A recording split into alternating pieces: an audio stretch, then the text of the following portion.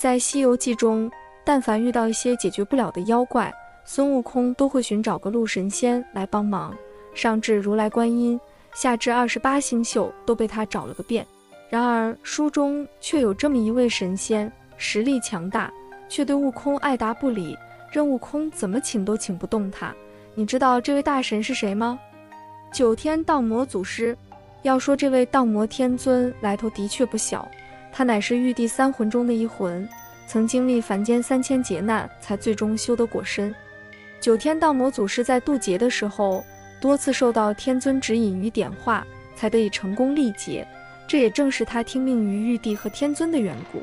荡魔祖师得到飞升后，受封为北方真武大将军，奉命于3界之中收服妖魔。他先后收服了龟蛇2妖、赵公明、雷田2将、华光、五雷五阴等等，并都收为自己的部下。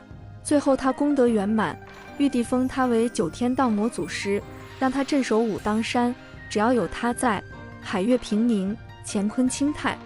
但身为紫薇大帝的部下，为何他却不听紫薇大帝的差遣呢？其实这其中还是有一个不为人知的小插曲的。真武大帝在凡间历3000劫时，最后一劫转世成为净洛国单圣皇后的皇子，名字叫玄元。玄元自幼便是一位天纵奇才，他不仅样貌英俊，而且武艺超群。在元宵灯会上，玄元得以结识了宰相府千金小姐青樱。玄元对她一见钟情，而青樱对玄元也是芳心暗许，但出于青涩男女的腼腆，二人均未对彼此表露心意。此后玄元身居宫中，每每思念情切，便茶饭不思。偶尔向他的朋友透露此事，他都不敢说得太明细，害怕他的朋友们会笑话他。但玄元出行之余，都会刻意经过宰相府，希望能够见到相思之人，以饱思念之苦。就这样，长而久之，玄元修行逐渐倦怠，皇帝给他安排的授课老师对他也是连连摇头。此时恰逢国难四起，净洛国与其邻国歌归国战事不断，皇帝为了减少战事，避免百姓受苦，于是屈尊降价提出和亲，而最终敲定的和亲人选正是青樱。玄元得知此事后，跟皇帝大闹，然而皇帝早已对他失去信心，原本想好好栽培玄元，将来将君王之位传位给他。然而如今的玄元不学无术，荒废了修行之道，不懂领兵之法，亦不懂修真之道，根本无法力挽狂澜，更不用说取消和亲，挽救国运了。玄元将自己闭锁在宫中，消极怠慢，意志逐渐消沉。这时突然一位女仙降临在他的面前，并为他指点了一条明路。这位女仙正是斗母元君。斗母元君告诉他，要想阻止青樱，就必须断了红尘念想，前往武当山潜心修心，强大了自己，才能保护心爱之人。然而一旦前往武当山，便永远断了红尘杂念，即便救出了青樱，却也无法跟他走到一起。这真的是他所追寻的吗？但他别无选择，他不可能让青樱前往歌归国受苦，即便自己最后不能与青樱在一起，但为了青樱的未来，也绝对不能让他身陷虎口。于是玄元毅然决然辞别父皇，跟随斗母星君前往武当山修行，最终修成归来，率领军队灭了歌归国，而青樱也终于避免了和亲之难。然而真武大帝却已断了红尘杂念，再也无法和青樱在一起了。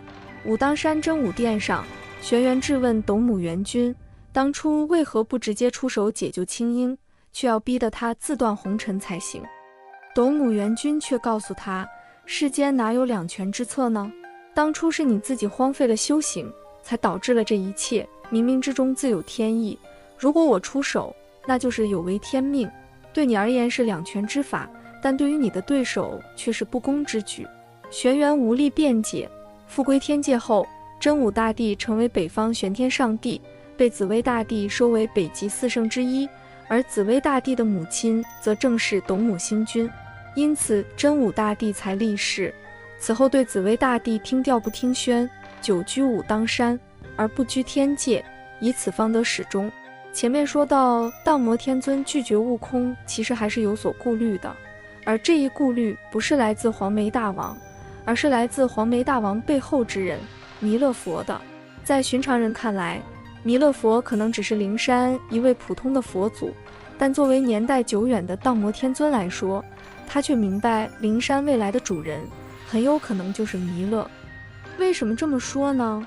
因为如来在当上佛祖之前，他也只是一位普通的善慧童子罢了。而当时灵山的主人是燃灯古佛，当时燃灯见他对佛法虔诚，于是就给他授记，并预言他未来能够成为佛祖。最后果不其然，如来成了灵山的新一任主人。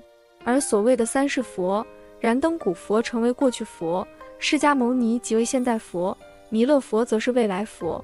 这也就预示着灵山的下一任主人就将是弥勒佛无疑了。而黄眉大王本就是弥勒佛的座前童子，为了帮助唐僧师徒历劫，才被弥勒佛安排下界来考验唐僧等人的。因此真武大帝也根本犯不着去趟这滩浑水。看了前面对真武大帝过去的描述，我们也能知道，真武大帝只听玉帝和元始天尊的调遣，其余诸事都是置身事外的。而且身为天庭的人，他也没有必要去掺和灵山事宜。唐僧取经本来就是他们佛门自己安排的一个噱头，大可以让他们自娱自乐就好。这一点就跟青牛精一难差不多。当时青牛精用金刚镯逃走了悟空和一众神仙的兵器法宝，悟空没有办法就去找如来，当时如来也是拒绝了他。